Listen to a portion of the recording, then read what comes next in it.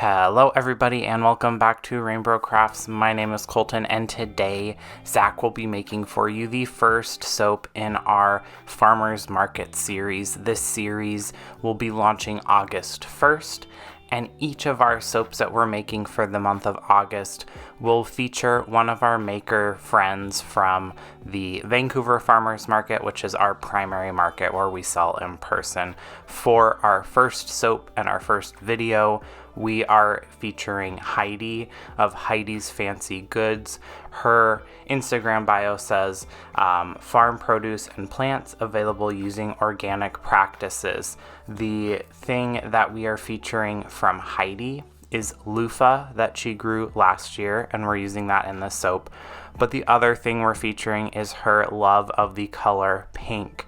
So for the fragrance here, we're using pink strawberry from Bramble Berry, which has notes of berry. There's some vanilla and some musk in there as well. It is a super tasty kind of elevated take on a traditional strawberry fragrance, and it matches Heidi's vibe really, really well.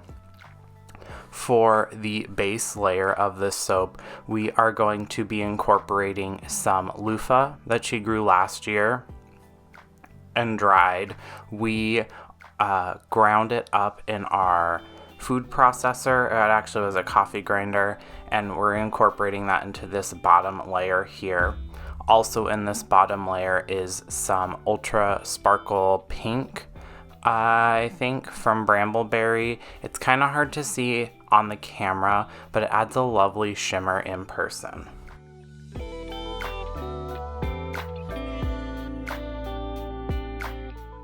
Once we have that blitzed up nice and light, Zac will pour that over the loofah shreds in our slab mold there. The one thing, and you'll see this later on in the video, is we did not pulverize the loofah shreds enough, which I was a little worried about, but we had never utilized loofah shreds in soap as an exfoliant before, so this was kind of an experiment as well as an homage to the product. So Zac poured off about half of that soap batter, and he's just using that little scraper there to stir up the soap batter and make sure that the loofah shreds are well incorporated and there's not a lot of air bubbles. At this stage of the soaping process, the batter's pretty loose, so we're not needing to worry about big air pockets sticking around, except maybe what's inside the actual loofah shreds.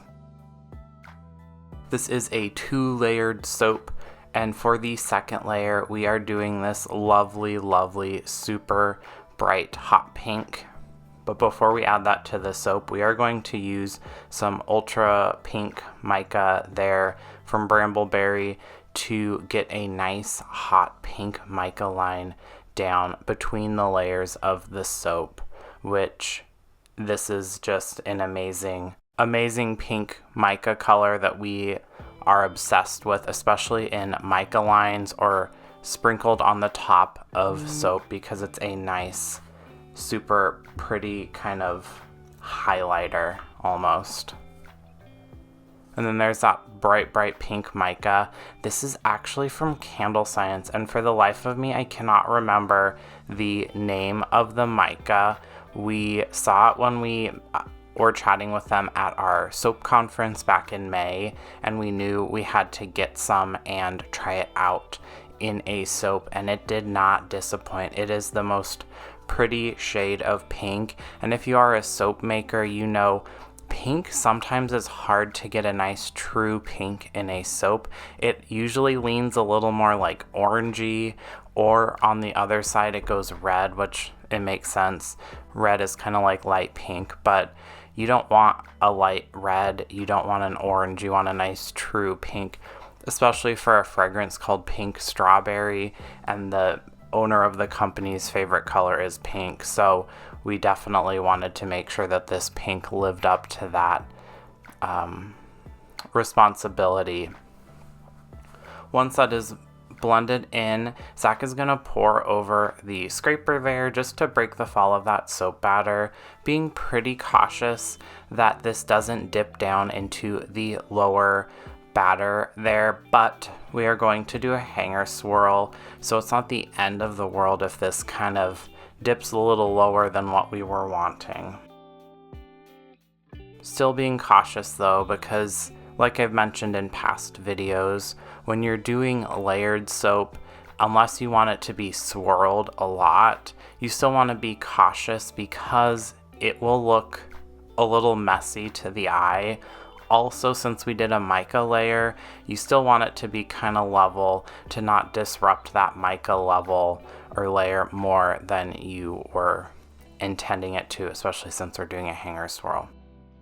Then we'll break out that hanger swirl tool and just do some quick up and down movements. Not really swirling, we just wanted to disperse that pink top layer and that pink mica line down into that uncolored kind of lightish pink layer on the bottom there with the loofahs in it. And then we will go back in with some of that ultra sparkle pink mica that I was talking about that we used in the layer, in the middle layer for our mica line, and we'll just dust this over ever so gently to get a really nice hot pink sheen to the top of the soap. This is one of our favorite techniques for a top design, to just have a little light mica dusting but have it be super impactful. Not enough that you just have mica kind of everywhere after the soap is done curing, but just enough so that you know it's there.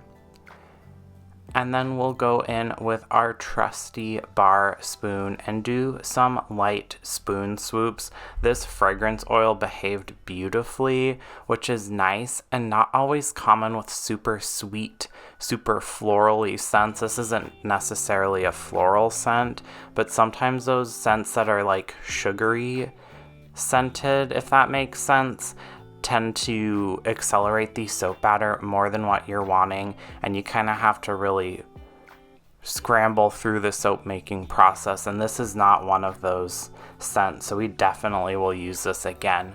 We did also use this blended with some, I think, limoncello, also from Bramble Berry, in our pink strawberry lemonade bath bombs that we just started selling last weekend. And I did use one last night, and it was so good, and so like fresh and lemony, but also sweet and strawberry-y, just what I was looking for. So I am obsessed with those right now. We'll then spritz with some rubbing alcohol, set this aside for 24 hours, and then I will take away the soap cutting here, and you can see that lovely pink mica shimmer on the top of the soap, and those lines of the uncolored soap base and the pink soap base. Now, this is kind of where things go a little off the rails, and this is kind of what I was worried about as well. The loofah shreds were too big, and they were capturing or collecting on the wires in our soap cutters and our slab splitter here, and you can kind of see that there on the line that I'm clearing off. So there is some pretty gnarly drag marks, especially on the bottom half of the soap, the part that didn't have the bright pink colorant in it, but it did have those loofah shreds in it. So that was a little bit of a bummer, but if we do this again, which I don't see why we wouldn't, we will grind up that loofah even finer, maybe using a food processor or a blender instead of a coffee grinder, because the coffee grinder that we used is it just couldn't handle it. It didn't do a super thorough job, which we kind of had feelings about, but we're hoping that that wouldn't be the case. The nice thing with this soap is that it still was fairly soft, and you'll see here when I break out Dorothy and I start slicing these loaves into bars, is that I am kind of like squishing things back together with my fingers a little bit to smooth things out as much as possible. I also am being really careful and being pretty cautious with how I'm applying pressure to our cutter there, because I don't want to cause any more undue harm to the soap bar, and I don't want the wires to snap on our multi-bar cutter there. I don't think this would do that, but you never can be too safe.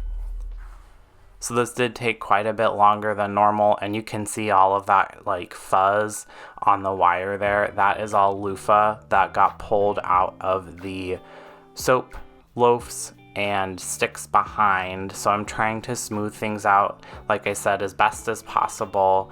Be very like cautious and diligent.